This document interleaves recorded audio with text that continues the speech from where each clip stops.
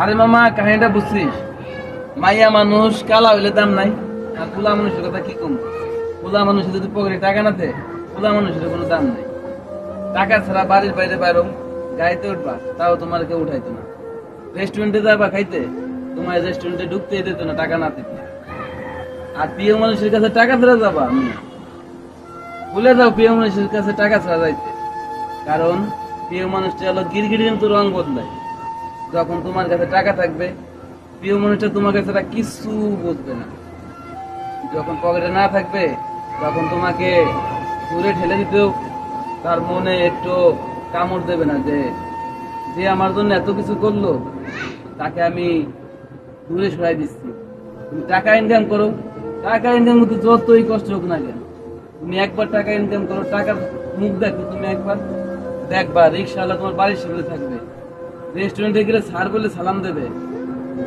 যেই দেখা যাবা দেশে, যে প্রান্তে যাবা, সবাই তোমাকে সম্মান দেবে। একটা ছবি তোলার জন্য বসে থাকবে তোমার সাথে।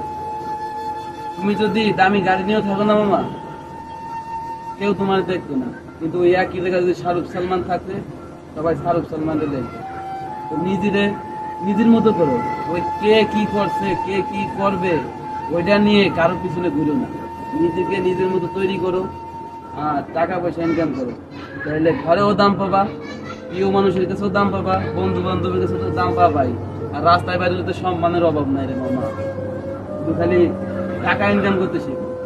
আর বন্ধু বান্ধবের পিছনে যা খরচ করছো না, যা করছো কইতে মাসতে কিন্তু আর বেশি করো না।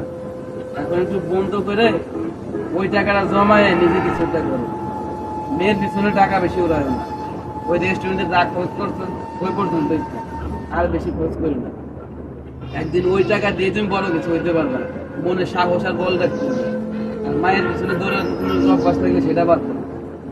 যতই দৌড়াও কোনো লাভ নাই। ওই টাকা শেষ তো মাসে ওই টাকাই, মরার আগ পর্যন্ত ওই টাকাই তোমারে শান্তি দেবে। ওই টাকাই তোমারে মরতে গেলে, লোক না থাকলে ওই টাকাই তোমারে লোক কিনে এনে কবর দেবে।